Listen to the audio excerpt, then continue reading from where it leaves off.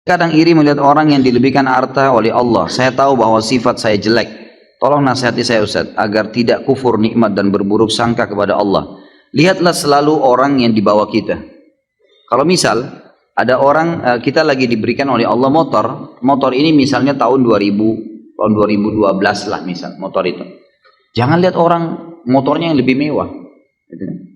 Lihat orang yang lebih susah, teman-teman sekalian. Lihat orang yang lebih susah.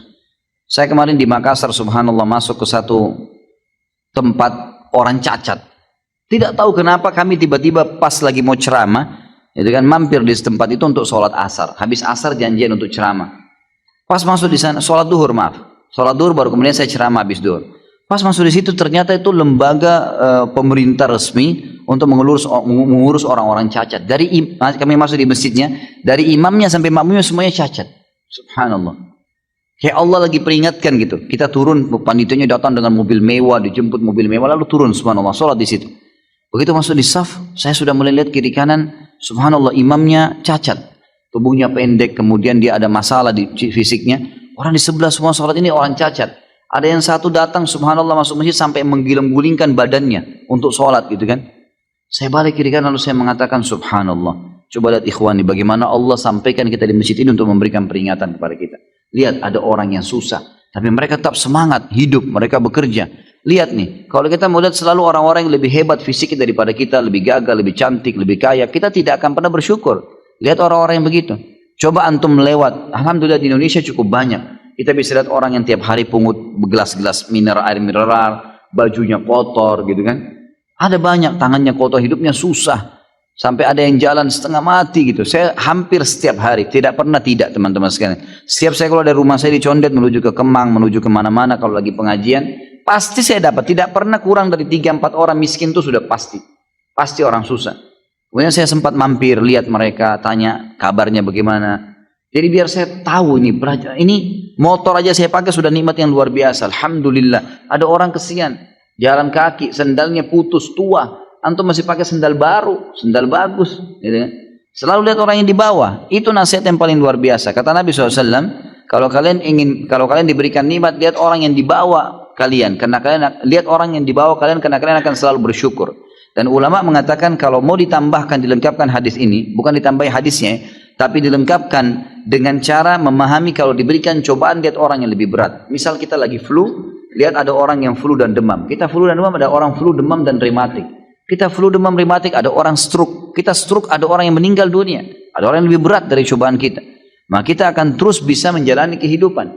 Sudah sunnatullah. Subhanallah. Orang susah lebih banyak daripada orang mampu, orang kaya itu. Lebih banyak orang susah daripada orang kaya.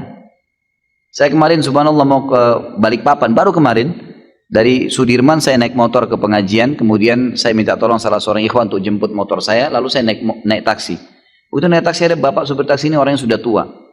Mungkin ya kalau saya lihat umurnya sudah mendekati 70 tahun. Rambutnya putih semua, duduk ngobrol sama saya. Dari bahasanya beliau saya tangkapnya kayaknya memang orangnya, dia bilang sudah takdir saya nih. Pak, saya selalu jadi supir dari dulu gitu. Dia tidak menyelesaikan sekolah gitu. Tapi alhamdulillah saya hidup. Alhamdulillah Pak. Saya dengar ceritanya teman-teman sekalian, kalau saya dari awal sampai ke bandara dengar ceritanya, subhanallah uang 1.000 rupiah itu bernilai sekali buat dia, gitu kan? Luar biasa itu.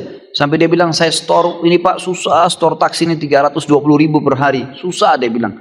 Saya kumpulin susah. Tapi alhamdulillah anak-anak saya sekolah di pesantren 3 orang, alhamdulillah begini, alhamdulillah begini. Saya bilang Pak, waktu dia sudah ngomongin saya, Pak, Bapak tinggal sabar meninggal, Bapak masuk surga nih.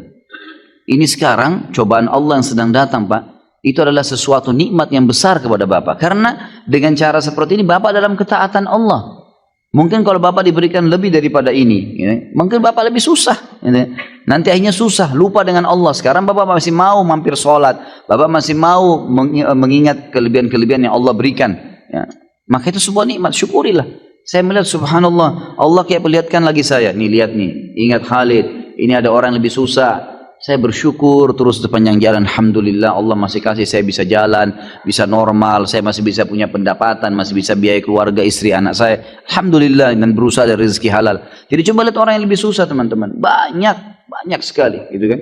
Kita kalau masuk di gang-gang di Indonesia ini, saya berapa kali masuk di kampung Melayu, di beberapa gang, jalan waktu itu ada mau azan, saya antar istri saya ke Hermina di rumah sakit waktu itu.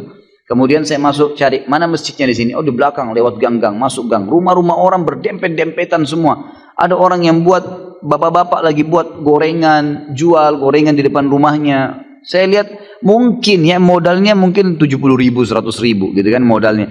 Kemudian dia jual di tangga-tangganya datang beli, bayar 1.000, untung 100 rupiah, 200 rupiah. Seperti itulah. Dan hidup, orang-orang hidup. Azan mereka ke masjid, sholat. Dengan bahagia, pulang ke rumah, pakai sandal jepit. Masya Allah, enak hidupnya tuh. Gitu kan? Dan ingat teman-teman sekalian, kata Nabi SAW, bukan saya larang antum menjadi orang kaya. Kalau Allah lagi bukakan, alhamdulillah. Apalagi kalau bisa diikuti dengan ilmu. Tapi kata Nabi SAW, mayoritas penghuni surga adalah orang-orang miskin. Memang orang susah. Jadi kalau antum lagi dicoba dengan Allah Subhanahu Wa Taala, maka nikmatin cobaan itu. Karena itu sebenarnya sesuatu yang terbaik buat kita. Dan ada beberapa poin-poin yang sudah saya sampaikan, tentunya bisa dihubungkan dengan apa yang saya sampaikan sekarang ini.